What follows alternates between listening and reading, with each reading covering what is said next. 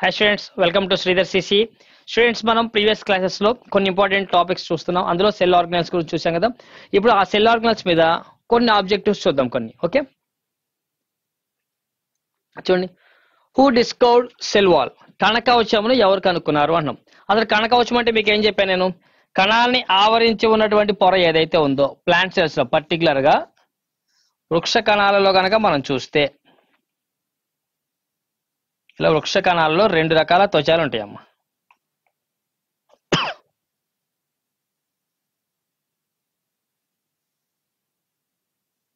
ఇలా రెండు త్వచాలు అన్నాం. అందులో కణానికి లోపల ఉన్న పొర ఏదైతే ఉందో దాన్ని కణత్వచము అంటారని చెప్పాం. కణత్వచం.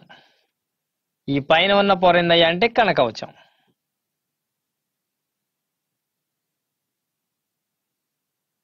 కణకవచం, ఓకేనా? ఇలా మనకి వృక్ష కణంలో కణత్వచము కణకవచము రెండు ఉంటాయి అని చెప్పేసి, అలాగే జంతు కణంలో వచ్చేసరికి కేవలము కణత్వచము మాత్రమే ఉంటుంది అని చెప్పి, ఈ కణకవచము కణత్వచానికి మధ్య తేడాలను పూర్తిగా వివరించిన శాస్త్రవేత్త ఎవరయ్యా అంటే రాబర్ట్ హుక్ అమ్మ. ఈయన మొట్టమొదటిసారిగా అంట ఓక్ అనేటువంటి మొక్కమ్మ, ఓక్ అనేటువంటి ఒక మొక్కలో బెరడు తీసుకున్నాడు. ఆ బెరడు మొక్క ఏదైతే ఉందో ఆ మొక్కను తీసుకొని సంయుక్త సూక్ష్మదర్శిని కింద పరీక్షించాడమ్మా. సంయుక్త సూక్ష్మదర్శిని, కాంపౌండ్ మైక్రోస్కోప్. ఈ సంయుక్త సూక్ష్మదర్శిని తీసుకొని ఆ కాంపౌండ్ మైక్రోస్కోప్ ఏదైతే దాని కింద బెరడు ముక్కను పెట్టేసేసి బాగా నలిపి స్లైడ్ మీద పెట్టి ఆ స్లైడ్ ని ఆ మైక్రోస్కోప్ కింద పెట్టి చెక్ చేసి చూస్తే ఇలా కొన్ని గదులు కనపడ్డాయంట. ఆ గదులు ఎప్పుడైతే కనపడి ఆ గదులు మొత్తం దేనితో పోల్చాడని చెప్పాను? తేనె పట్టులను గదులతో పోల్చారని చెప్పుకున్నాం మనం కదమ్మా. ఆ తేనె పట్టులను గదులతో పోల్చినప్పుడు ఆటోమేటిక్గా అవి ఎన్నైతే గదులు ఉన్నాయో అన్ని గదులు మొత్తం అనేకంగా ఏర్పడి ఆడ మొత్తం ఒక భాగం అంటే ఒక కాండం కానీ పత్రం కానీ వేరు కానీ ఇలాంటి ఏర్పడి ఒక పూర్తి శరీరం తయారైంది, అంటే ఒక వృక్షం తయారైంది అని చెప్పుకొచ్చాడమ్మా. ఆ తర్వాత జంతువులు కూడా జంతు కణం గురించి కూడా వివరించడం జరిగి జంతు కణానికి వృక్ష కణానికి మధ్య భేదాలు చెప్పుకుంటూ వస్తూ కణకవచం అనేది కేవలం వచ్చేసరికి వృక్ష కణాల్లో మాత్రమే ఉంటుంది, జంతు కణాల్లో కేవలం కణత్వచము ప్లాస్మా మెంబ్రేన్ సెల్ మెంబ్రేన్ మాత్రమే ఉంటుంది అన్న విషయాన్ని చెప్పిన ఆయన రాబర్ట్ హుక్. ఓకే, నెక్స్ట్ చూడండి. The cell wall is located at, కణకవచం ఎక్కడ ఉంటుంది అని అడుగుతున్నాడమ్మా. అయితే ఇక్కడ చూడండి ఆప్షన్స్ మీకు ఏమి ఇచ్చారు? Inside the cell membrane, out side the cell membrane, with in the cytoplasm and with in the nucleus. Nucleus లోపల, సైటోప్లాజం లోపల, కణత్వచం బయట, కణత్వచానికి లోపల అంటున్నాం. ఇందా మనం ఆల్రెడీ బొమ్మ వేసుకున్నాం, ప్లాంట్ సెల్ లెక్క డయాగ్రామ్ వేసి చూస్తే దీంట్లో ఇది సెల్ మెంబ్రేన్ అన్నాం. సెల్ మెంబ్రేన్ కి బయటే కదమ్మా ఇట్లా లేయర్ అనేది ఉంది. సెల్ మెంబ్రేన్ ఇదేమో cell membrane. Okay, cell membrane బయట వైపు సెల్ వాల్ ఉంటుంది అనమాట. కాబట్టి మనకు సెల్ వాల్ అనేది ఎక్కడ ఉంటుంది? Outside of the cell membrane, కణత్వచానికి వెలుపల బయట వైపు ఉండడం అనేది జరిగిద్దమ్మా. న్యూక్లియస్ కి బయట వైపు ఉండేది ఏందయ్యా అంటే మనకి సెల్ మెంబ్రేన్, న్యూక్లియస్ అనేది మధ్యలో ఉంటుంది. ఓకేనా, ఇది న్యూక్లియస్. ఈ న్యూక్లియర్ మెంబ్రేన్ కి బయట వైపు మీకు కనబడేది ఏందయ్యా అంటే ఈ లేయర్ సెల్ మెంబ్రేన్ ఉంటుంది అనమాట. సైటోప్లాజం అంటేనేమో ఈ ఫ్లూయిడ్, ఈ ఫ్లూయిడ్ కి లోపల వైపు ఉండేదేమో న్యూక్లియర్ మెంబ్రేన్, బయట వైపు కనబడేదేమో సెల్ మెంబ్రేన్. ఓకేనా, right. Next, chloroplast containing chlorophyll absorbs carbon dioxide from air and release. చూడండి, క్లోరోఫిల్ కలిగి ఉన్న క్లోరోప్లాస్ట్లు గాలి నుండి కార్బన్ డైఆక్సైడ్ ని గ్రహించి డాష్ ను విడుదల చేస్తుందని చెప్తున్నాం. ఇప్పుడు క్లోరోఫిల్ అన్నాం. క్లోరోప్లాస్ట్ అంటే తెలుగులో హరిత రేణువు అంటారమ్మా. తెలుగులో దానిని హరిత రేణువు అంటాం. ఓకేనా. అయితే ఈ హరిత రేణువు అనేది ఏం చేస్తుంది అంటే అనేక రకాల వర్ణక పదార్థాలను కలిగి ఉంటుందమ్మా. అవేంటంటే క్లోరోఫిల్ అనేది ఒకటి ఉంటుందమ్మా, అలాగే క్లోరో ఎరిథ్రిన్ అనేది ఒకటి ఉంటుందమ్మా,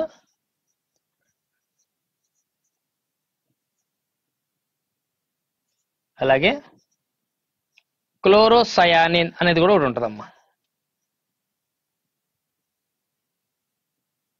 క్లోరోసయానిన్, అలా క్లోరోఫిల్, క్లోరో ఎరిథ్రిన్, క్లోరోసయానిన్ పిగ్మెంట్స్ ఉంటాయి.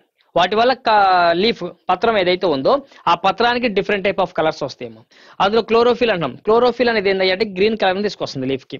క్లోరో ఎరిథ్రిన్ అనేది లీఫ్ కి ఎరుపు రంగుని తీసుకొస్తుంది. క్లోరోసయానిన్ అనేది అదే లీఫ్ కి ఎల్లో కలర్ ని తీసుకొస్తుంది. అలా డిఫరెంట్ కలర్స్ వస్తుంటాయి కదమ్మా. ఆ డిఫరెంట్ కలర్స్ రావడానికి కారణమైన పిగ్మెంట్స్ ఏమైతే అన్ని కూడా ఎక్కడ ఉంటాయి, హరితరేణువు లోపల ఉంటాయమ్మా.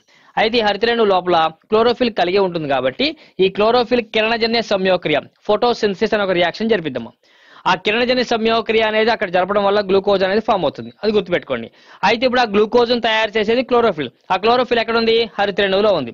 మరి హరితరేణువులో కిరణజన్య సంయోక్రియ జరుగుతుంది అంటే ఖచ్చితంగా అది కిరణజన్య సంయోక్రియ జరిపినప్పుడు ఏ వాయువుని పీల్చుకుంటున్నట్టు, కార్బన్ డైఆక్సైడ్ తీసుకుంటుందమ్మా. ఫోటోసింథసిస్ ఫార్ములా ఏంటి, 6CO2 plus 12H2O gives C6H12 O6 plus 6O2 plus 6H2O. ఇందులో మనకి కార్బన్ డైఆక్సైడ్ ఏదైతే ఉందో ఆ కార్బన్ డైఆక్సైడ్ స్వీకరించి వాతావరణం నుంచి ఏ వాయువుని విడుదల చేస్తుంది, ఆక్సిజన్ విడుదల చేస్తుందమ్మా. మరి కిరణజన్య సంయోక్రియ ఫార్ములా అది. మనకి హరితరేణువు లోపల జరిగే ప్రక్రియ ఏంటి, కిరణజన్య సంయోక్రియ. కిరణజన్య సంయోక్రియలో మనం స్వీకరించేటువంటి వాయువు ఏందయ్యా అంటే కార్బన్ డైఆక్సైడ్ ని తీసుకుంటే ఏ వాయువుని విడుదల చేస్తుందయ్యా అంటే ఆక్సిజన్ ని విడుదల చేస్తుంది. ఓకేనా, రైట్. నెక్స్ట్, మరి అదే మొక్కలు నైట్రోజన్ ఎలా స్వీకరిస్తాయని అడిగాడు ఒకవేళ. మొక్కలు వచ్చేసరికి వేరు బుడిపిల్లలో రైజోబియం అనే ఒక బ్యాక్టీరియా ఉంటుందమ్మా ద్విదళ బీజ మొక్కలలో. అలాగే మట్టిలో అజటోబ్యాక్టర్ అనే ఒక బ్యాక్టీరియా ఉంటుందమ్మా. అజటోబ్యాక్టర్ అనే ఒక బ్యాక్టీరియా ఉంటుందమ్మా. ఇవేం చేస్తాయి, వాతావరణంలో ఉన్న నైట్రోజన్ ని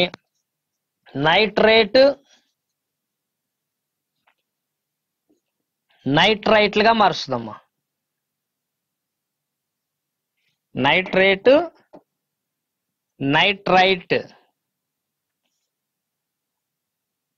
నైట్రైట్లుగా మారుస్తుందమ్మా. ఆ నైట్రైట్లుగా మారిపోయిన తర్వాత అది వేర్లు ఏమైతే ఉన్నాయో అవి పీల్చేసుకుని ఏం చేస్తున్నాయి, పైన కాండం పెరుగుదలకు సహాయపడుతుంటుంది. అలా మొక్క పెరుగుదలకు ఉపయోగపడుతూ ఉంటాయమ్మా అవి. Okay, right. Next, dash gives colour to flower and fruits. పువ్వులు మరియు పండ్లకు రంగుని ఇస్తుంది అని అడుగుతున్నాం. అంటే మొక్కలో ప్రతి భాగానికి కూడా ఏదో కలర్ వస్తుందని చెప్పానమ్మా. ఆ కలర్ రావడానికి గల కారణం ఏందయ్యా అంటే ప్లాస్టిడ్స్ అని కూడా చెప్పాను మీకు. ఆ ప్లాస్టిడ్స్ వచ్చేసరికి మనకి ఎన్ని రకాలుగా ఉంటాయ్యా అంటే 3 రకాలుగా ఉంటాయని చెప్పాము. ఒకటి క్లోరోప్లాస్టిడ్, 2 ల్యూకోప్లాస్టిడ్, 3 క్రోమోప్లాస్టిడ్. క్లోరోప్లాస్టిడ్, ల్యూకోప్లాస్టిడ్ అండ్ క్రోమోప్లాస్టిడ్స్. ఇలా మొత్తం ఎన్ని రకాలు ఉన్నాయి, మొత్తం మనకు వచ్చేసరికి ఏంటంటే 3 రకాలు చెప్తాం. అందులో క్లోరోప్లాస్టిడ్ అన్నాం. క్లోరోప్లాస్టిడ్ అనేది ఏందయ్యా అంటే గ్రీన్ కలర్ ని తీసుకొస్తుందమ్మా. ల్యూకోప్లాస్టిడ్స్ ఏమో వైట్ కలర్ ని తీసుకొస్తాయమ్మా. అలాగే క్రోమోప్లాస్టిడ్స్ వచ్చేసరికి ఏమో డిఫరెంట్ కలర్స్ అనేక రంగులు తీసుకొస్తుందమ్మా.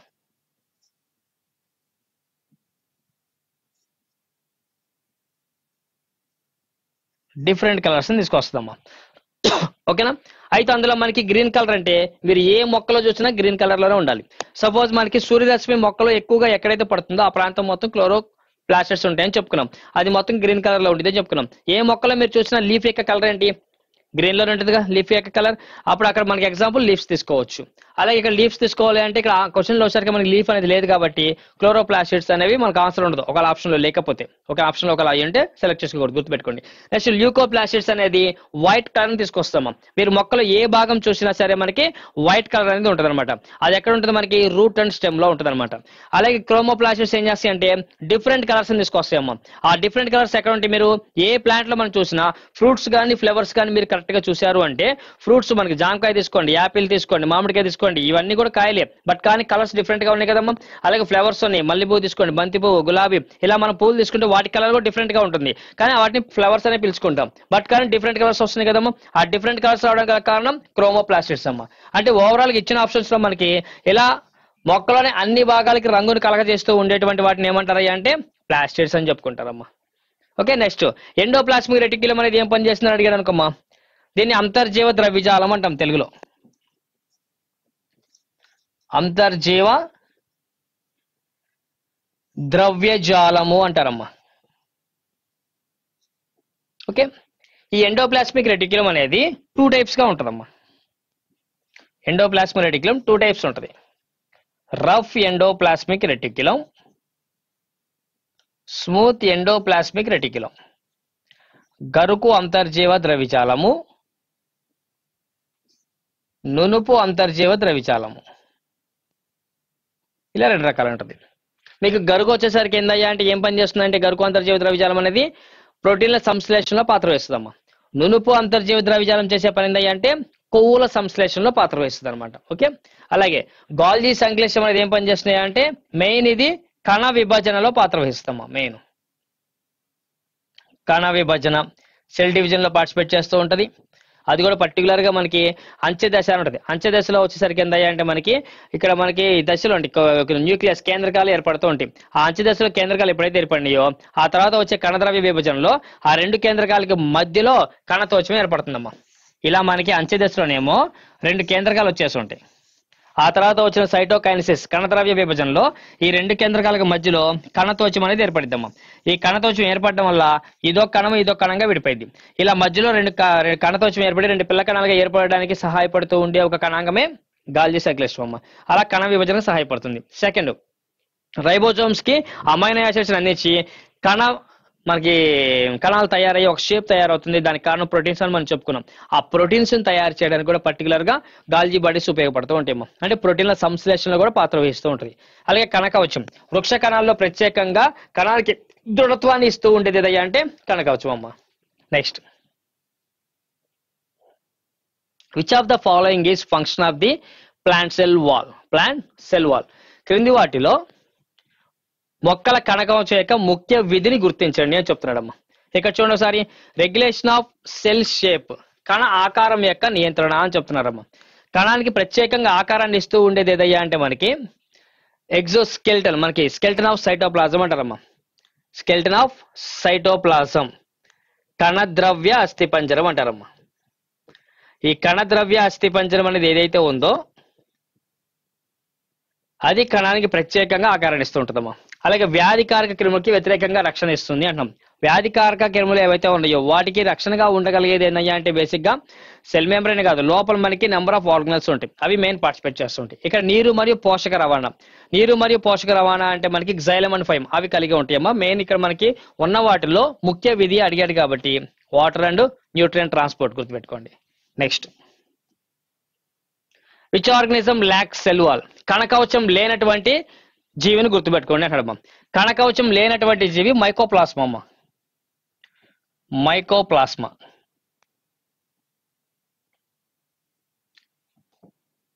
ఓకేనా?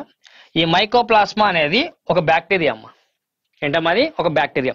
ఆ బ్యాక్టీరియాకి ఎటువంటి కణకవచం అనేది ఉండదు. వృక్ష కణాలలో ఉండేది అది ప్రోటోజోవాలను ఉంటుంది, ఆల్గేస్ లోను కలిగి ఉంటుంది అమ్మ అది.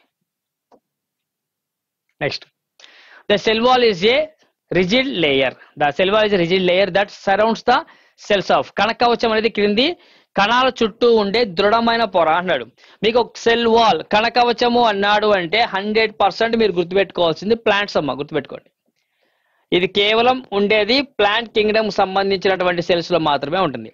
అంటే ఇప్పుడు ప్లాంట్ సెల్ కి సంబంధించి ఆప్షన్ ఏమైనా ఉందా అని సెలెక్ట్ చేసుకుంటే ఇక్కడ చూడండి, ఫస్ట్ ది జంతువులు కాబట్టి ఇది ఆన్సర్ కాదు.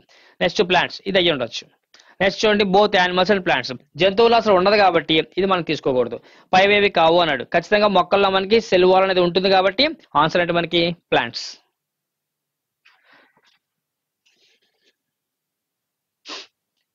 Dash is called power house of the cell.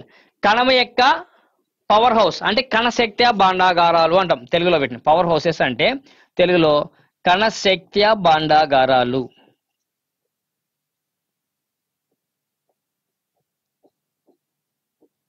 కణశక్తి భాండాగారాలు అంటాం, power house of the cell. ఆ power house of the cell అని ఎందుకంటారు అని చెప్పుకుంటున్నామంటే మీకు ప్రతి కణం లోపల కూడా మైటోకాండ్రియాస్ అనేవి ఉంటాయమ్మ. ఇలా మైటోకాండ్రియాస్ ఉంటాయి. ఆ మైటోకాండ్రియా ఏదైతే ఉందో ఆ మైటోకాండ్రియాలు ఏం చేస్తాయి అంటే మనం తీసుకున్న ఆహార పదార్థాల్లో ఉన్నటువంటి గ్లూకోజ్ ఉంది కదమ్మా, ఆ గ్లూకోజ్ తో పాటు మీరు పీల్చుకున్న ఆక్సిజన్ కూడా ఉంది కదమ్మా, ఆక్సిజన్, ఈ రెండింటిని ఉపయోగించుకొని కణము లోపల శ్వాసక్రియ జరిపి ఏటీపీ రూపంలో శక్తిని ఉత్పత్తి చేస్తుందని చెప్పుకున్నామండి. అలా శక్తిని ఉత్పత్తి చేస్తుంది కాబట్టి మైటోకాండ్రియాస్ మనం ఏమని చెప్పుకుంటాం, కణశక్తి భాండాగారాలు, power house of the cell అని చెప్పుకుంటారమ్మా. Okay, next which of the following is the primary component of the plant cell wall. Okay, క్రింది వాటిలో మొక్కల కణకవచం యొక్క ప్రాథమిక భాగం ఏది అని అడుగుతున్నాడమ్మా. ప్రాథమిక భాగం అంటే దాని అర్థం ఏందయ్యా అంటే ఇక్కడ మొక్కల కణకవచం అనేది మెయిన్ ఇక్కడ వచ్చినటువంటి వాటిల్లో సెల్యులోజు, కొలెస్ట్రాల్, హిమోగ్లోబిన్, కెరాటిన్ అని ఇచ్చాడు. అంటే వేటితో తయారవచ్చు, ఏ ప్రోటీన్స్ తయారవచ్చు, ఏ షుగర్తో తయారవచ్చు అనుకోవచ్చు ఇచ్చిన వాటిని బట్టి చూస్తే. ఇక్కడ మనకి కెరాటిన్ అని చెప్పాం, ఇది జంతువులు. హిమోగ్లోబిన్ కూడా జంతువులకు సంబంధించింది, కొలెస్ట్రాల్ కూడా జంతువులకు సంబంధించింది. డైరెక్ట్గా డిలీట్ చేయొచ్చు కదమ్మా. డైరెక్ట్ గా మనం ఇక్కడ ఆన్సర్ చెప్పుకోవచ్చు సెల్యులోజ్. ఎందుకు సెల్యులోజ్ చెప్తున్నామంటే కణకవచం అనేది cellulose and hemicellulose, cellulose and hemicellulose and lignin తో ఫామ్ అయి ఉంటాయమ్మా. Cellulose comma hemicellulose comma lignin తో తయారై ఉంటుంది. Okay, right. Next the cell wall is absent in which of the following types of cells.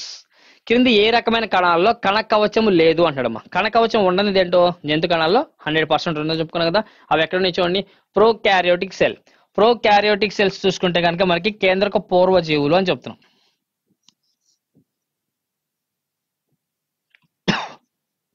కేంద్రక పూర్వజీవులు అంటున్నాం. ఈ కేంద్రక పూర్వజీవుల్లో వచ్చేసరికి మీకు ఏమొస్తున్నాయి, వైరస్ ఒకటి వస్తుంది, అలాగే బ్యాక్టీరియా కూడా వస్తుంది. ఈ బ్యాక్టీరియాలో కొన్ని బ్యాక్టీరియాలో మనకి సెల్ వాల్ కనిపిస్తూ ఉంటుంది కాబట్టి మనకి ఇది దీన్ని తీసుకోవచ్చు. అలాగే యానిమల్స్, జంతు కణాలు అసలు ఎక్కడ కూడా మీకు కనపడదు కాబట్టి మనకి దీన్ని ఆన్సర్ గా తీసుకోవాలమ్మా. వృక్ష కణాల్లో ఉంటుంది, ఫంగస్ లో కూడా ఉంటుంది. నెక్స్ట్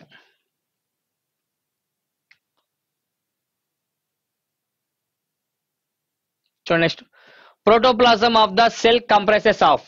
కణం యొక్క ప్రోటోప్లాజం దేని కలిగి ఉంటుంది అంటారమ్మా. మీకు ప్రోటోప్లాజం ఏదైతే ఉంటుందో లోపల లిక్విడ్ అమ్మా, దాంట్లో వచ్చేసరికి మనకి ఏమేమి ఉంటుంది అంటే కణకవచం అనేది బయట ఉంటుందమ్మా, దాంట్లో ఉండదు. అలాగే న్యూక్లియస్ కలిగి ఉంటుంది, కణత్వచం కూడా బయటే కలిగి ఉంటుంది, ప్లాస్మా డెస్మెటా కూడా బయటే కలిగి ఉంటుంది కాబట్టి అవుటర్ లేయర్స్ కాబట్టి లోపల ఉండేది ప్రోటోప్లాజం కాబట్టి మనకి దాంట్లో కలిగి ఉండేటువంటి కణాంగం ఏంటంటే కేంద్రకం అమ్మా, nucleus. Next what gives the cell wall its rigidity and strength. Okay, కణకవచంకు దాని దృఢత్వం మరియు బలాన్ని ఏది ఇస్తుంది అని అడుగుతున్నాడమ్మా. ఏది ఇస్తుంది అంటే లిగ్నిన్ ఇస్తుందమ్మా, గుర్తుపెట్టుకోండి. ఏమని చెప్పి ఇక్కడ ఇచ్చిన వాటిలో మీకు లిగ్నిన్ తో పాటు కణకవచం అనేది సెల్యులోజ్ అండ్ హెమీ సెల్యులోజ్ తో ఫామ్ అయిద్దని చెప్పాను కదమ్మా. సెల్యులోజ్ అండ్ హెమీ సెల్యులోజ్ తో ఫామ్ అయిద్దని చెప్పుకున్నాం కదమ్మా. కాబట్టి ఇచ్చిన ఆప్షన్ లో మనం ఏం తీసుకోవాలి, లిగ్నిన్ తీసుకోవాలి. సెల్యులోజ్ హెమీ సెల్యులోజ్ లేదు కాబట్టి మనకి.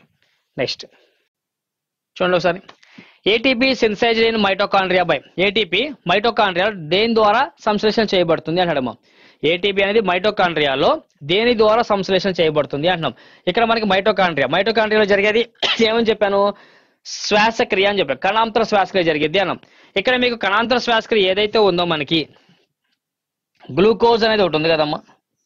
ఆ గ్లూకోజ్ అనేది మనకి ఆక్సిజన్ సమక్షంలో శ్వాసక్రియ జరిపి ఏం తయారవుతుంది, ఏటీపీ అనేటువంటి ఒక శక్తి తయారవుతుందమ్మా. ఆ శక్తినిగా ఉత్పత్తి చేసే ఒక కణాంగం మైటోకాండ్రియా. మరి ఆ మైటోకాండ్రియా వచ్చేసరికి ఏం చేస్తుంది, గ్లూకోజెనిసిస్ అని చెప్తున్నాము. అలాగే మనకి గ్లైకోజెనాలిసిస్ అని చెప్తున్నాము, క్రెబ్స్ సైకిల్ అంటున్నాం, గ్లైకాలసిస్ అని చెప్తున్నాం. ఇది వచ్చేసరికి రియాక్షన్స్ అమ్మా. గ్లైకాలసిస్ అనే ఒక రియాక్షన్ ఉంటుంది, క్రెబ్స్ సైకిల్ అనే ఒక రియాక్షన్ ఉంటుంది. ఆ రెండు రియాక్షన్స్ అనేవి ఏమైతే ఉన్నాయో ఆ రెండు రియాక్షన్స్ లో మనకి ఏటీపీ అనేది ఫామ్ అవడానికి ఉపయోగపడుతుంది. అయితే ఆ ప్రక్రియ ఏది అని అడిగాడు కాబట్టి ఇక్కడ మనకి గ్లూకోజెనిసిస్ అని చెప్తుంటారమ్మా అది. నెక్స్ట్ ప్రోటీన్ సంశ్లేషణకి సీటుగా పనిచేస్తుంది. Which is acts as seeds for protein synthesis. మీకు కణాంగాలు చాలా ఉన్నాయి. ఆ కణాంగాలలో ప్రోటీన్ల సంశ్లేషణ ప్రత్యేకంగా పాత్ర వహించేవి రైబోజోమ్స్ అని చెప్పుకున్నాము. అందుకే రైబోజోమ్స్ ఏమని చెప్తున్నా నేను, ఫ్యాక్టరీస్ ఆఫ్ ప్రోటీన్స్ అని చెప్తున్నా. వీటిని factory of proteins, factories of proteins అని చెప్తున్నారమ్మా. ఓకేనా, మనకంటే ప్రోటీన్ల కర్మాగారాలు, తెలుగులో ఏమని చెప్తారంటే వీటిని ప్రోటీన్ కర్మాగారాలు అంటున్నాం అమ్మా. ప్రోటీన్ కర్మాగారాలు. ప్రోటీన్స్ తయారు చేస్తూ ఉంటాయి. ఇవి మోస్ట్ ఇంపార్టెంట్ పాయింట్స్ అమ్మ. ఇవన్నీ కూడా ప్రీవియస్ బిట్స్ ఇవన్నీ వచ్చింది, ఓన్ బిట్స్ కాదు, ప్రీవియస్ బిట్స్. అందులో కొన్ని ఆప్షన్స్ అనేవి ఎలా ఇచ్చారు, ఈక్వల్గా ఇచ్చారని చెక్ చేసుకొని చూసుకున్నాము జాగ్రత్తగా.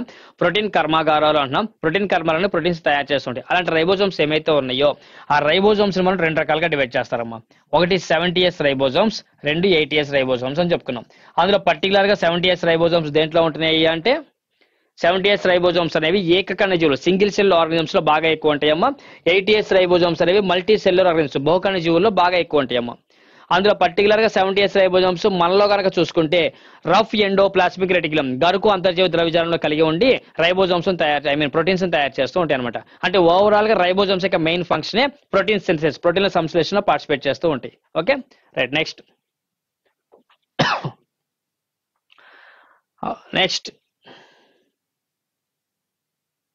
చూడండి,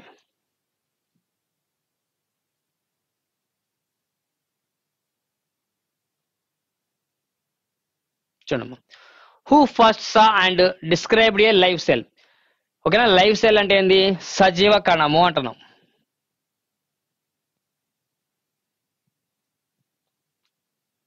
సజీవ కణం, సజీవ కణంలో మొదట ఎవరు చూశారు మరియు వివరించారు. సజీవ కణం అంటే ఏంటి, మనకి ప్రాణంతో ఉన్నటువంటి జీవి. ప్రాణంతో ఉన్నటువంటి జీవి అంటే మొదటిసారిగా కనుగొన్నది సూక్ష్మజీవుల్ని కనుక్కునడం. ఆయన మొట్టమొదటిసారిగా ప్రాణంతో ఉన్నటువంటి జీవి సూక్ష్మజీవులు. ఆ సూక్ష్మజీవుల్ని మొదటిసారిగా కనుక్కున్న శాస్త్రవేత్త ఎవరయ్యా అంటే యాంటోనీ వాన్ లీవెన్హక్ అండి. సంయుక్త సూక్ష్మదర్శిని ఉపయోగించి మొట్టమొదటిసారిగా ఒక స్పూన్ తీసుకొని ఆయన నోట్లో సెలైవ ఏదైతే ఉందో ఆ సెలైవని తీసి ఒక స్లైడ్ మీద పెట్టి ఆ స్లైడ్ ని రఫ్ చేసి ఆ మైక్రోస్కోప్ కింద పెట్టి చెక్ చేస్తే 2 ఆకారాల్లో పురుగులు తిరుగుతున్నాయి అంటాము. వాటికి ఆయన మొదటిగా ఏమని పేరు పెట్టుకున్నాడయ్యా అంటే యానిమల్ క్యూల్ అని పేరు పెట్టుకున్నాడు ఆయన. Animal cool. ఆ యానిమల్ క్యూల్స్ కి తర్వాత ఏమని పేరు పెట్టుకున్నారయ్యా అంటే bacteria and protozoa. Bacteria and protozoa. ఇలా మొదటిసారిగా ప్రాణంతో ఉన్నటువంటి జీవిని కనుక్కున్న శాస్త్రవేత్త యాంటోనీ వాన్ లీవెన్హక్. ఓకే, అందులో మొదటిసారిగా ఈయనతో పాటు రాబర్ట్ హుక్ ఆయన బెరడులో ఒక వృక్ష కణాన్ని కనుక్కున్నాడమ్మా. బెరడు అని చెప్పుకున్నాం కదా ఇందాక. ఆ బెరడు మొక్క ఏందయ్యా అంటే సజీవ కణం కాదమ్మా, నిర్జీవ కణాలు. ఆ బెరడులో ఉండే మొత్తం నిర్జీవ కణాలు అనేవి ఉంటాయి, నాన్ లివింగ్ సెల్స్ ఉంటాయి. కాబట్టి రాబర్ట్ హుక్ మొదటిగా కనుక్కుంది non living cell. Antony van Leeuwenhoek మొదటిగా కనుక్కుంది మాత్రం లివింగ్ సెల్, ప్రాణంతో ఉన్నటువంటి కణాన్ని గుర్తించడం ఆయన. చూడండి నెక్స్ట్, ప్రోకారియోటిక్ సెల్స్ లాక్సిన్. ప్రోకారియోటిక్ సెల్స్ అన్నాం. ప్రోకారియోటిక్ అంటే ఏంది, కేంద్రక పూర్వ కణము. పేరులో ఉంది కేంద్రక పూర్వ. ప్రోకారియోటిక్ అంటే కేంద్రక పూర్వ.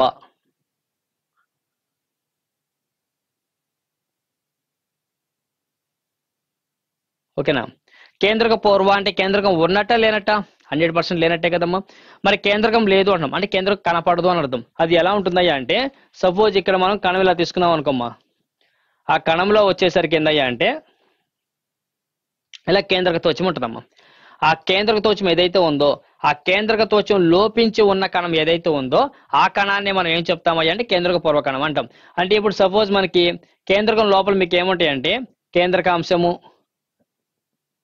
కేంద్రక ద్రవ్యము, ఓకేనా, అలాగే మెలికెళ్ళి తిరుగుతూ క్రోమాటిన్ నెట్ ఉంటుందమ్మా. దాని చుట్టూ కూడా ఏముంటుందయ్యా అంటే వీటి చుట్టూ ఇలా కేంద్రక తోచం ఉంటుంది.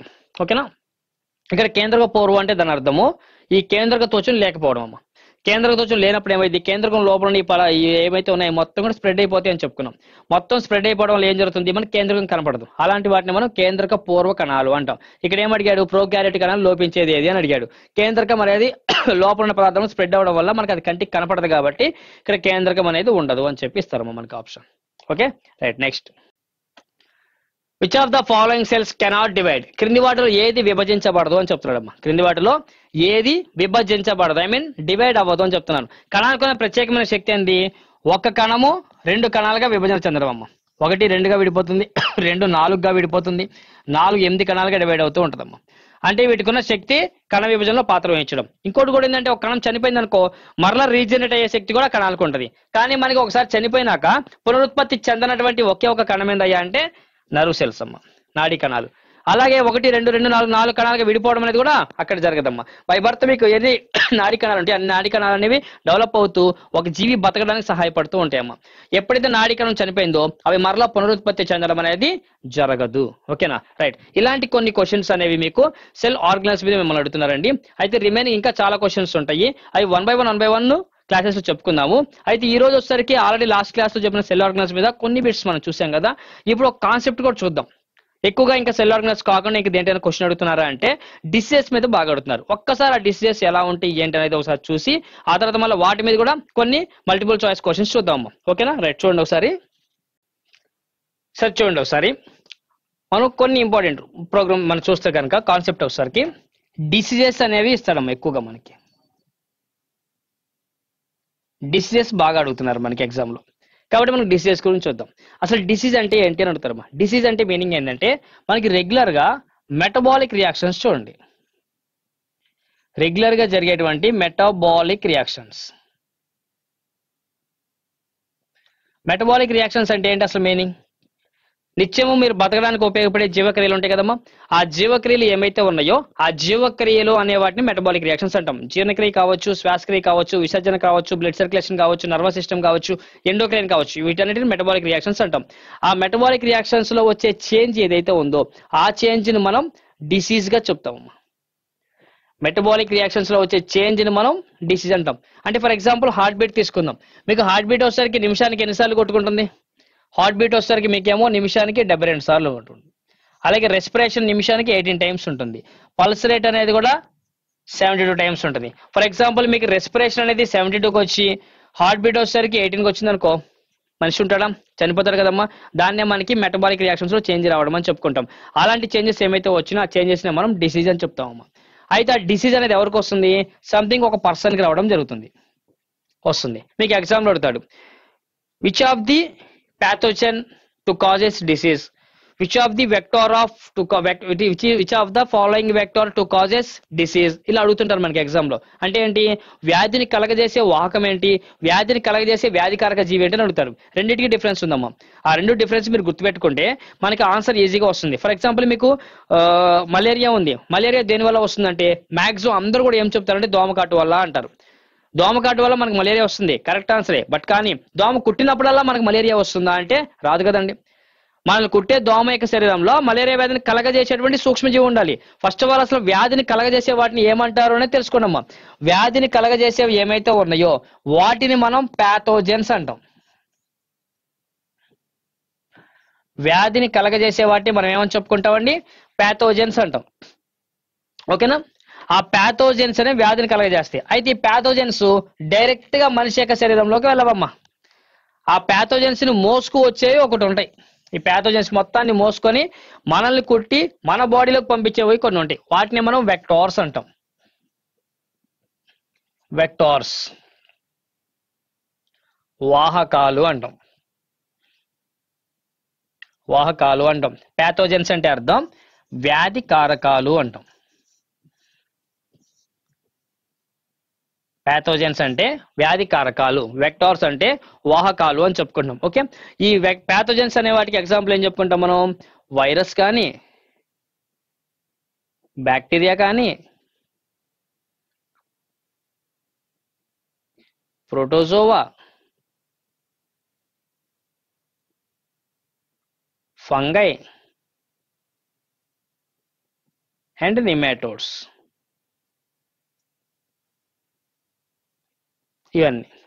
ఇవేమైతే ఉన్నాయో ఇవి మొత్తం కూడా మనకి వ్యాధులను కలగజేసే సూక్ష్మజీవులమ్మ. ఈ సూక్ష్మజీవులు మొత్తం ఏమైతే ఉన్నాయో ఈ ప్యాథోజన్స్ అనే వీటన్నిటిని మోసుకొని మన బాడీలోకి వెళ్ళేలా చేసేవి వాహకాల్స్. ఈ వాహకాలు అనేవి వాటికి ఎగ్జాంపుల్ ఏం చెప్పుకోవచ్చు మనం? వెక్టార్స్ కి గాలి, ఫుడ్, వాటర్, ఇన్సెక్ట్స్ కీటకాలు, యానిమల్స్,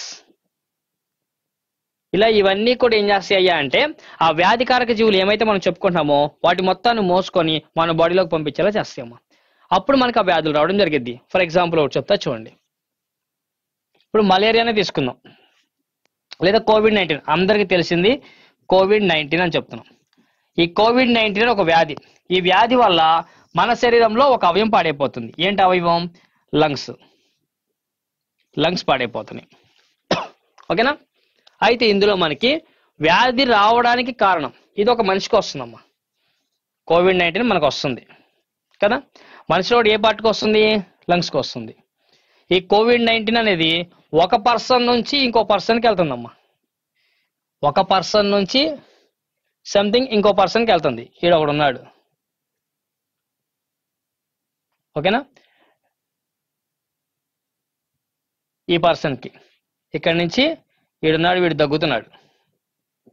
వీడు దగ్గడం వల్ల ఎయిర్లోకి ఆ వైరస్ అనేది బయటకు వస్తుందమ్మా. ఆ వైరస్ అనేది 6 feet సరౌండింగ్స్లో ఎంతమంది అయితే ఉన్నారో వాళ్ళందరి దగ్గరికి వెళ్ళడం జరిగింది. వాళ్ళకు కూడా వ్యాధి రావడం జరిగింది. అంటే ఇప్పుడు ఈ వైరస్ వాళ్ళకి ఎలా వెళ్తుంది? ఎయిర్ ద్వారా వెళ్తుంది. దేనివల్ల వెళ్తుందమ్మా? ఎయిర్ ద్వారా వెళ్తుంది. ఆ ఎయిర్ అనేది ఏందయ్యా అంటే వెక్టార్, వాహకం. ఎయిర్ అనేది వాహకం, వెక్టార్. ఓకేనా? ఆ ఎయిర్ ద్వారా వీడి నుంచి వాడికి ట్రాన్స్పోర్ట్ అవుతుంది ఏది? వైరస్. ఈ వైరస్ అనేది ఏందయ్యా అంటే ప్యాథోజన్, వ్యాధికారక జీవి. అంటే మీరు ఇక్కడ గుర్తుపెట్టుకోవాల్సిన పాయింట్స్ నేను చెప్తున్నా చూడండి. ఎగ్జామ్లో మీరు కాన్సెప్ట్ నేర్చుకోవడం అనేది ఎంత ఇంపార్టెంటో ఆ కాన్సెప్ట్లో మనకి ఏ విధంగా క్వశ్చన్ అడుగుతాడు అనేది కూడా అంతే ఇంపార్టెంట్ మనకి, రైట్? అయితే ఇక్కడ మనకి ఫస్ట్ డిసీజెస్లో మనం ప్యాథాలజీలో మనం తెలుసుకోవాల్సింది డిసీజ్ ఒకటి తెలుసుకుంటున్నాం. మనం డిసీజ్ నేమ్ ఒకటి తెలుసుకుంటున్నాం కదా. ఆ డిసీజ్ అనేది మన బాడీలో ఏ ఆర్గాన్కి వస్తుందో తెలుసుకుంటున్నాం. నెక్స్ట్ వ్యాధిని కలగజేసేటువంటి వ్యాధికారక జీవి వైరసా, బ్యాక్టీరియానా, ప్రోటోజోవానా అనేది తెలుసుకుంటున్నాం. అది ఒకరి నుంచి ఇంకోటికి ఎలా వస్తుందయ్యా అంటే వాహకం ద్వారా. ఆ వాహకం ఏంటి? గాలి, లేకపోతే పురుగుల, ఇన్సెక్ట్స్, కీటకాల, లేకపోతే రక్తమా, ఆహారమా, ఇలా మనం తెలుసుకోవాలండి. ఇలా మనకి అనేక రకాలు వస్తాయి. అయితే ఇక్కడ చూడండి, వ్యాధి ఒక పర్సన్ నుంచి ఇంకో పర్సన్కి వస్తుంది కదమ్మా. ఆ వ్యాధి ఒక పర్సన్ నుంచి ఇంకో పర్సన్ రావడానికి కారణం వాహకం అంటున్నా కదమ్మా. అలా వ్యాధి ఒకరి నుంచి ఇంకోటికి రావడాన్ని ఏమంటారు అని అడుగుతారమ్మా. దాన్ని వ్యాధి వ్యాప్తి అంటారమ్మా. దాన్ని ఒకరి నుంచి ఇంకోటికి వ్యాధి సోకడాన్ని ఏమని చెప్పుకుంటామయ్యా అంటే వ్యాధి వ్యాప్తి అంటాం. ఈ వ్యాధి వ్యాప్తి ఏదైతే ఉందో ఆ వ్యాప్తి చెందే విధానాన్ని బట్టి వ్యాధుల రకాలని 3 రకాలుగా డివైడ్ చేశారమ్మా మన వాళ్ళు. ఓకేనా? ఆ 3 రకాలు ఏందయ్యా అంటే చూడండి.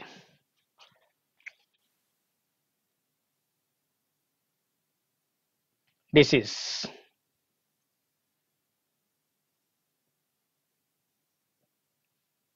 మొత్తం వ్యాధులు 3 రకాలుగా డివైడ్ చేశారు ఒకరి నుంచి ఇంకోళ్ళకి వెళ్ళేదాన్ని బట్టి.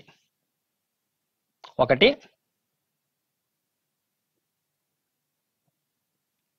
ఎండమిక్ వ్యాధులు, 2 ఎపిడమిక్ వ్యాధులు, 3 పాండమిక్ వ్యాధులు. ఎండమిక్ వ్యాధులు, ఎపిడమిక్ వ్యాధులు, పాండమిక్ వ్యాధులు, ఇలా మొత్తం 3 రకాలుగా డివైడ్ చేశారమ్మా. అందులో ఫస్ట్ ఎండమిక్ వ్యాధులు అంటున్నాం. ఎండమిక్ వ్యాధులు అంటే అర్థమైందయ్యా అంటే సంథింగ్ ఒక ప్లేస్ తీసుకుందాం. ఇదో ప్లేస్ అమ్మా. ఈ ప్లేస్లో ఉంటే మనిషి జాతి ఉంది, లేదా సంథింగ్ ఏదో జంతు జాతి ఉందమ్మా. ఇది జంతువు అనుకోండి, లేదా సంథింగ్ జంతువులు ఆవులు అనుకోండి. కొన్ని వచ్చేసరికి ఏమో మేకలు ఉన్నాయి అనుకుందాం. ఇది ఇంకో ఇది మేక అనుకోండి. ఇలా వస్తే మనిషికి వస్తుందంట, లేకపోతే పశు జాతికి వస్తుంది, లేకపోతే గొర్రె జాతికి వస్తుంది, లేదా ఒకే ప్రాంతంలో జీవించేవి ఉంటాయి. ఇలా నేల మీద జీవించేవి, నీటిలో జీవించేవి ఇలా ఉంటాయి. అలా కేవలం ఒకే ప్రాంతంలో జీవించే జీవులకి కానీ లేదా ఒకే జాతికి చెందినటువంటి వాటికి కానీ మాత్రమే వచ్చే వ్యాధుల్ని ఎండమిక్ వ్యాధులు అంటారమ్మా. ఎపిడమిక్ వ్యాధులు అంటే అర్థమైందయ్యా అంటే మనుషులకే తీసుకోండి. ఇలా ఒక ప్లేస్లో సంథింగ్ కొంతమంది పర్సన్స్ ఉన్నారమ్మా. చాలా మంది ఉన్నారు ఇక్కడ. ఇలా పర్సన్స్ ఉన్నారు. ఇప్పుడు ఈ వ్యాధి వచ్చేసరికి వీళ్ళకి వచ్చిందమ్మా. ఒక పర్సన్కి వచ్చింది వ్యాధి. ఎప్పుడైతే ఒక పర్సన్కి ఆ వ్యాధి వచ్చిందో ఇమీడియట్గా ఈ ప్లేస్లో ఎంతమందితో ఉన్నారో అంతమందికి కూడా ఒకేసారి వ్యాధి చాలా వేగంగా స్ప్రెడ్ అవుతూ ఉంటుందమ్మా. ఒక ప్రాంతంలో జీవించే జనాలు ఎంతమందితో ఉన్నారో అంతమందికి ఒకేసారి ఎక్కువ మందికి వ్యాధి సోకుతూ ఉంటే కనుక వాటిని ఎపిడమిక్ వ్యాధులు అంటాం. ఫర్ ఎగ్జాంపుల్ కోల్డ్ తీసుకోండి, జలుబు. జలుబు అనేది ఒకరికి వస్తే వెంటనే పక్కన వాళ్ళకి వస్తుందా లేదా? కండ్ల కలక తీసుకోండి, కంజక్టివైటిస్ అనేది కండ్ల కలక, కంజక్టివైటిస్ అంటున్నాం. ఈ కండ్ల కలక కూడా మనకి ఒకరికి వస్తే మ్యాక్సిమం అందరికి స్ప్రెడ్ అవుతుందా లేదా? మొత్తం అందరికి స్ప్రెడ్ అయిపోతుందమ్మా. అలాగే మనకి ఆట్లమ్మ కావచ్చు, స్వైన్ ఫ్లూ కావచ్చు, డెంగ్యూ కావచ్చు, కలరా కావచ్చు, టీబీ కావచ్చు, ఇవన్నీ ఒకరికి వస్తే మ్యాక్సిమం అందరికీ స్ప్రెడ్ అయిపోతూ ఉంటాయమ్మా. అది ఒకే ప్రాంతంలో ఉన్న వాళ్ళకి వేగంగా స్ప్రెడ్ అయ్యే వాటిని మనం ఎపిడమిక్ అంటాం. పాండమిక్ అంటే సేమ్ ఇవే లక్షణాలమ్మా, ఇవే లక్షణాలు. ఇదొక ప్లేసు,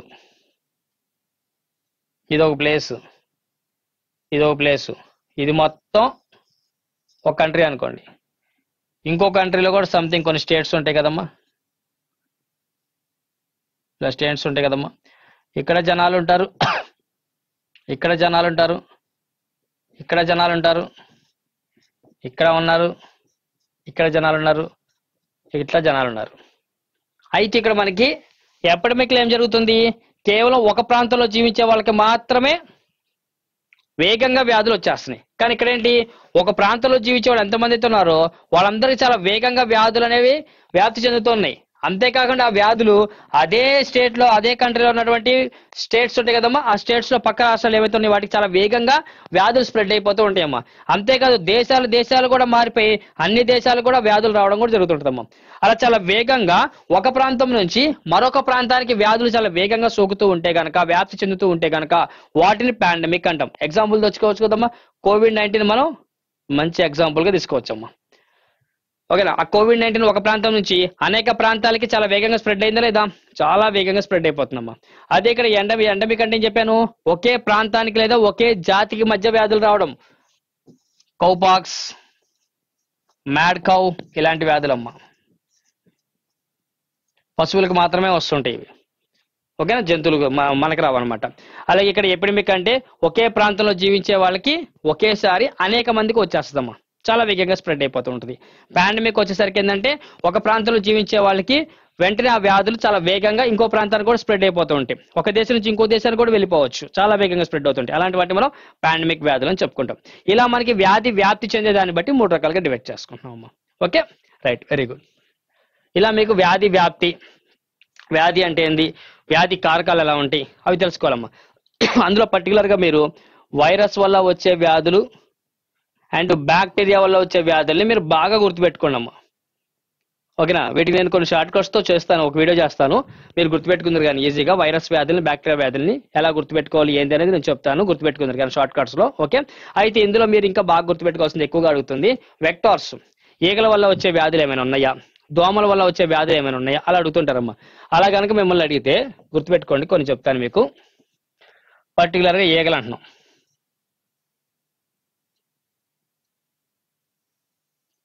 మీకు ఈగలు వచ్చేసరికి వ్యాధుల్ని కలగజేసేవి ఒక 3 రకాలు ఉన్నాయమ్మా. ఒకటి house fly,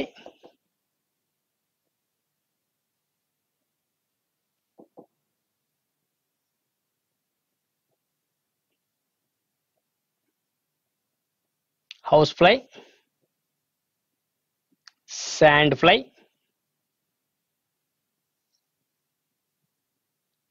CC fly. House fly, sand fly and CC fly. House fly అన్నాం. హౌస్ ఫ్లై వల్ల వచ్చేటువంటి మనకి వ్యాధులు ఏందయ్యా అంటే టైఫాయిడ్,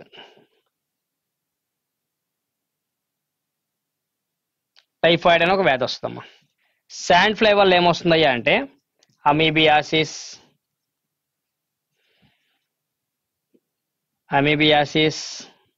అలాగే ఢిల్లీ బాయిల్స్, అలాగే కాలా ఆజార్ అనే వ్యాధులు వస్తాయమ్మా. సీసీ ఫ్లై వల్ల మనకు వచ్చే వ్యాధి ఏందయ్యా అంటే స్లీపింగ్ సిక్నెస్, అతి నిద్ర వ్యాధి అంటారమ్మా. అతి నిద్ర వ్యాధి, స్లీపింగ్ సిక్నెస్ అని చెప్తారమ్మా. ఇలా మనకు వచ్చేసరికి ఏంటంటే స్పెసిఫిక్గా ఈగలు ఎక్కడ ఉంటాయండి అసలు ఇంతకీ? వ్యర్థ పదార్థాల పైన ఉంటాయమ్మా. వ్యర్థ పదార్థాలు ఏమైతే ఉంటాయో ఆ వ్యర్థ పదార్థాలు చెత్త చెదారాలు పెంటకప్పులు ఉంటాయి కదమ్మా, వాటిపైన ఈగలు ఉండడం జరిగింది. ఆ ఈగలు ఏం చేస్తాయి, ఆ వేస్టేజ్ ఏదైతే ఉందో ఆ వేస్ట్ లో ఉన్నటువంటి బ్యాక్టీరియా కానీ ఫంగస్లు కానీ ప్రోటోజోవాలు కానీ వాటిని అలాంటి వాటిని కలెక్ట్ చేసుకొని తీసుకొస్తుంది. అందులో పర్టికులర్ గా మనకు వచ్చేసరికి ఏందయ్యా అంటే టైఫాయిడ్ అంటున్నాం. టైఫాయిడ్ వచ్చేసరికి మీకు దేని వల్ల వస్తుందయ్యా అంటే సాల్మోనెల్లా టైఫై అనే ఒక బ్యాక్టీరియా వల్ల వస్తుందమ్మా. సాల్మోనెల్లా టైఫై అనే ఒక బ్యాక్టీరియా వల్ల వస్తుందమ్మా.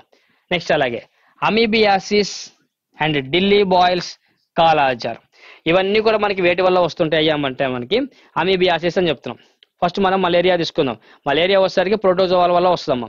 ఆ మలేరియా దోమ కొడితే ఎలాగైతే వస్తుందో పెంటకుప్పల పైన చెత్త చెదారాల పైన ఉన్నటువంటి ఈగలు అనేవి మనం తినే ఆహార పదార్థాల మీదకి వచ్చి వాడినప్పుడు ఇవి కూడా అలాగే రావడం జరిగింది. ఇవన్నీ ప్రోటోజోవాల వల్లే వస్తాయి. ఓకేనా. అమీబియాసిస్ అనేది యాంటీమీబా హిస్టాలిటికా అనే ఒక ప్రోటోజోవా అండి, ప్రోటోజోవా వల్ల వస్తుంది.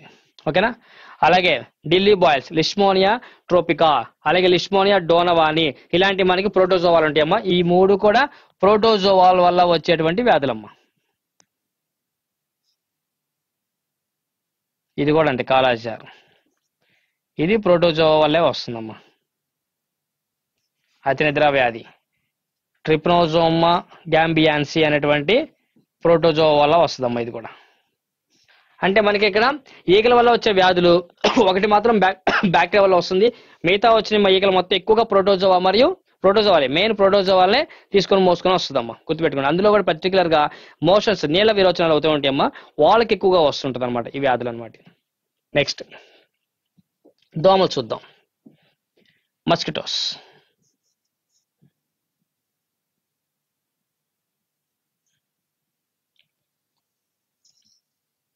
దోమలు. దోమలు కూడా ఇక్కడ మనం 3 రకాలుగా తీసుకోవచ్చమ్మా. ఒకటి ఫీమేల్ ఎనాఫిలస్, ఆడ ఎనాఫిలస్ దోమ.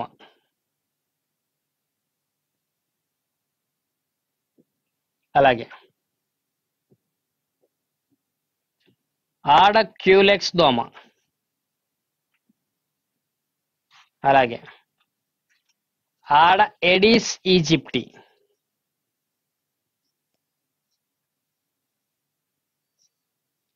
ఎడిస్ ఈజిప్టి దోమ. ఇలా మొత్తం 3 రకాల దోమలు ఉన్నాయమ్మా. అందులో ఎనాఫిలస్ దోమ ఏమో రాత్రిపూట ఎక్కువ కుట్టిద్దంట, క్యూలెక్స్ దోమ ఏమో సాయంత్రం సమయం ఎక్కువ కుడుతూ ఉంటుందంట, పగలేమో ఎడిస్ ఈజిప్టి బాగా కుడుతుంటుందంట. అలా పర్టికులర్ టైంలో వచ్చి కుడుతూ ఉంటాయేమో. అలా కుట్టినటువంటి దోమలు ఏమైతే ఉన్నాయో ఆ దోమల యొక్క శరీరంలో సూక్ష్మజీవులు ఉంటాయి, అవి మన బాడీలోకి వెళ్ళడం వల్ల మనకు వ్యాధులు తీసుకొస్తాయి. ఎలాంటి వ్యాధులు వస్తుంటాయి అయ్యా అంటే దాంట్లో పర్టికులర్ గా చూస్తే ఆడ ఎనాఫిలస్ దోమ అంటున్నా కదమ్మా, ఇది మలేరియా వ్యాధిని కలగజేస్తుందమ్మా. ఓకేనా. క్యూలెక్స్ దోమ వచ్చేసరికి ఏమో మెదడు వాపు మరియు బోధకాలు, మెదడు వాపు మరియు బోధకాలు. ఓకేనా. ఎన్సెఫలైటిస్ అండ్ ఫైలేరియా అంటాం ఇంగ్లీష్ లో. ఎడిస్ ఈజిప్టి అనేది ఏం తీసుకొస్తుందయ్యా అంటే డెంగ్యూ, చికెన్ గునియా,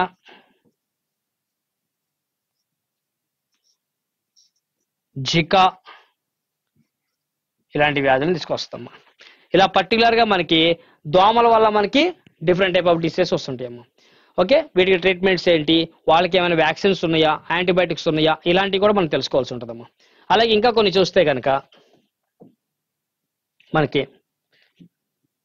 ఎలుకల వల్ల వచ్చే వ్యాధి ఏంటి అని అడుగుతారమ్మా. అందరికీ తెలిసిందే ప్లేగు. ఈ ప్లేగు అనేటువంటి ఒక వ్యాధి ఎలుకల వల్ల వస్తుందమ్మా. అయితే ఇక్కడ ఇంకా మీరు గుర్తుపెట్టుకోవాల్సింది, ప్లేగ్ అనే వ్యాధి ఒక ఎలుకల వల్లే వస్తుందా, ఇంక దేని వల్ల రాదా అంటే నల్లుల వల్ల కూడా రావచ్చమ్మా. నల్లులు తెలుసు కదమ్మా మనకి, అవి కూడా పేలులాగే రక్తాన్ని పీల్చేస్తూ ఉంటాయి అనమాట. ఓకేనా. వాటి వల్ల కూడా రావచ్చు. అయితే ఈ మధ్య కాలంలో ఈ ప్లేగ్ వ్యాధి అమెరికాలో బాగా ఎక్కువగా వస్తుందంటమ్మా. అది ఎలుకల వల్ల కాదండి, పెంపుడు పిల్లుల వల్ల వస్తుందంటమ్మా. గుర్తుపెట్టుకోండి.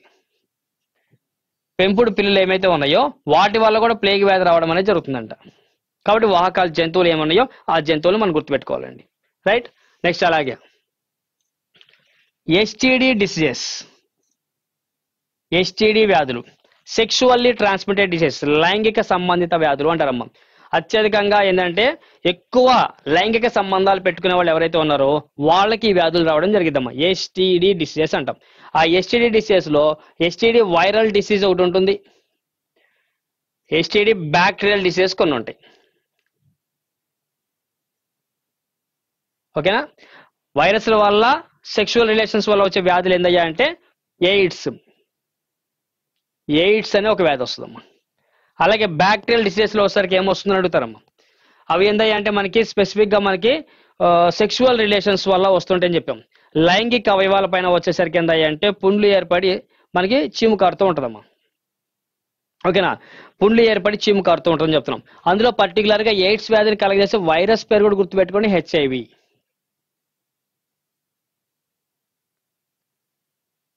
ఓకేనా? అలాగే సేమ్ బ్యాక్టీరియా వల్ల వచ్చేవి ఏందయ్యా అంటే గనేరియా అండ్ సిఫిలిస్.